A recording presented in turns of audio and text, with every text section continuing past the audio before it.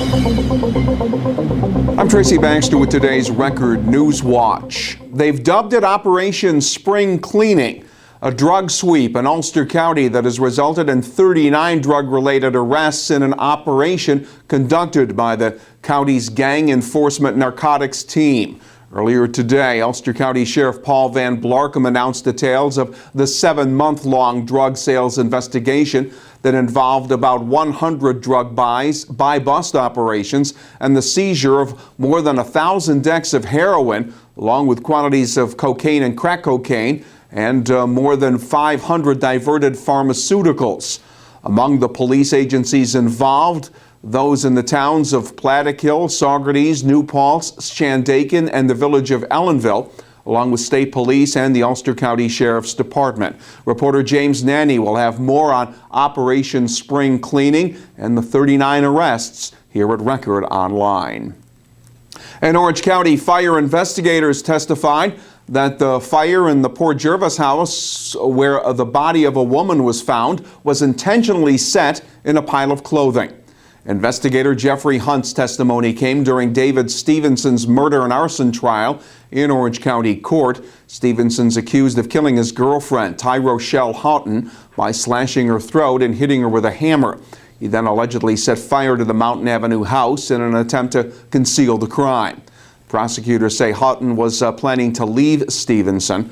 State police investigator also provided testimony for the prosecution's case. Senior investigator Michelle Meyer said police found a knife and a half-melted lighter on the living room floor. Members of the state police dive team made another attempt yesterday to locate the body of the person who reportedly jumped from the Newburgh Beacon Bridge back on March 16th. Hudson River conditions had hampered past search attempts. Shoreline searches for the body expected to resume next week. Meantime, authorities recovered the body of a man who jumped off the Tappan Zee Bridge early this morning. Body was found on a concrete bridge structure near the surface of the water. The man was identified by police as 29-year-old Carl Peterson of Scarsdale. City of Kingston police are urging area businesses to closely inspect large denomination bills when someone's using cash for a purchase.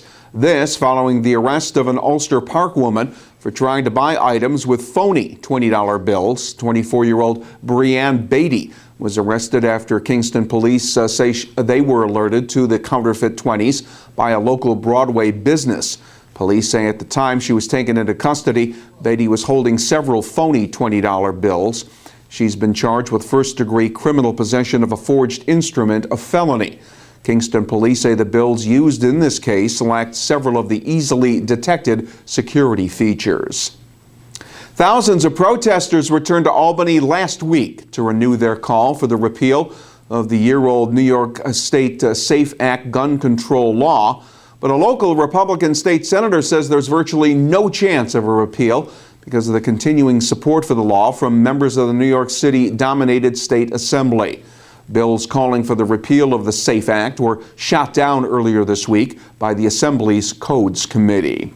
The thing that's disturbing to me about the SAFE Act, and I have a gun permit, I've had it since 1972, and I have guns in my home, was that if you had never been in trouble with the law, law-abiding citizen, under this SAFE Act, I think there's 4 or 5 instances where you can be guilty of a misdemeanor, and with respect to the assault weapon, if you don't turn it in by a certain date, you can be guilty of a felony.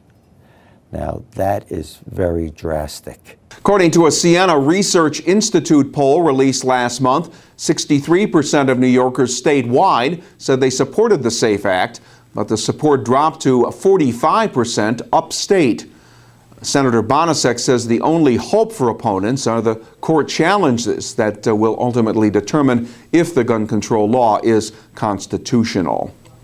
And state police have filed charges against a truck driver from Bridgeport, Connecticut, whose spilled load of metal debris left a path of destruction on sections of the thruway, I-95 and Route 17 in New Jersey Tuesday morning. The dump truck hauling pieces of metal spilled the cargo over the roads for miles. Tires were flattened on more than 10 vehicles before police were finally able to get the truck stopped near Mawa. It took hours for emergency crews to clear more than 30 miles of roadway that were littered with shards of metal. The driver was charged with aggravated unlicensed operation of a vehicle because he had 7 suspensions in New York on his Connecticut driver's license. He was also charged with failing to secure the cargo that he was hauling.